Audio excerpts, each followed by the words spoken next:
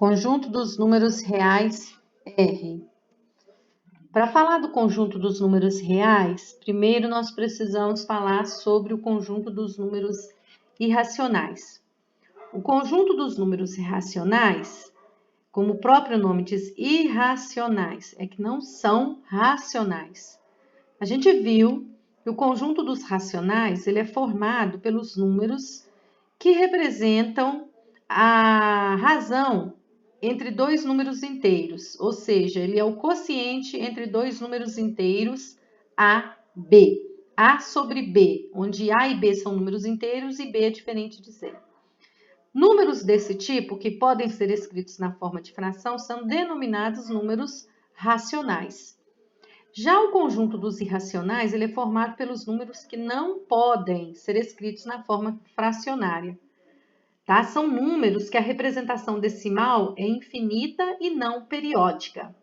Nós vimos no conjunto dos racionais que nós podemos representar uma fração na forma decimal. Essa forma decimal será um decimal exato, um decimal finito, ou um decimal infinito periódico, que é quando tem repetição de algarismo depois da vírgula. Aí nós conseguimos transformar em fração.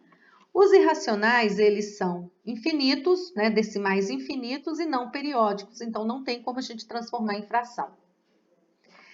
Então, ele é o conjunto formado pelos números que não podem ser representados na forma fracionária. São números cuja representação decimal é infinita e não periódica. Por exemplo, 1, 2, 3, 4, 5, 6, 5, 4 é infinito. Nós não sabemos qual o próximo algarismo, nem quantas casas decimais tem esse número. 0,20, 200, 2.000, 20.000 também é um decimal infinito e não periódico. Se fosse 0,20, 20, 20, aí sim nós poderíamos transformar em fração, porque seria uma dízima periódica e o período seria 20. Daria 20,99avos. Já o número, né, da letra C também, 2,41, 42, 43, também é um decimal infinito e não periódico. Então, todo número decimal infinito e não periódico, ele é denominado número irracional. São exemplos também, né, de números irracionais que a gente precisa muito dentro, né, do nosso estudo aí em matemática, os radicais, que não são exatos, o π, tá? Então, eu vou apresentar outros exemplos aqui, ó. Os radicais que não têm resultados exatos, como, por exemplo, raiz quadrada de 2, raiz quadrada de 3, raiz quadrada de 10, menos raiz quadrada de 35, raiz cúbica de 6, são números irracionais. Π, que é igual a 3,14, 15, etc.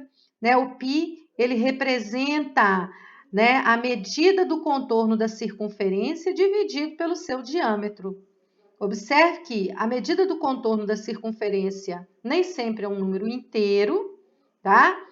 Que eu vou dividir pelo diâmetro também, que não é um número inteiro nem sempre, e vou encontrar um número que é aproximadamente o π.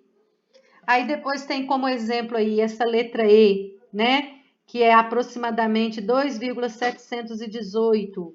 Isso aí é chamado de número de Euler, tá? Ele é muito usado em aplicações nos problemas que descrevem fenômenos naturais. Quando a gente for estudar a função exponencial e a função logarítmica, tem alguns problemas que envolvem, né, fenômenos naturais que a gente vai usar esse número aí, que é chamado número de Euler.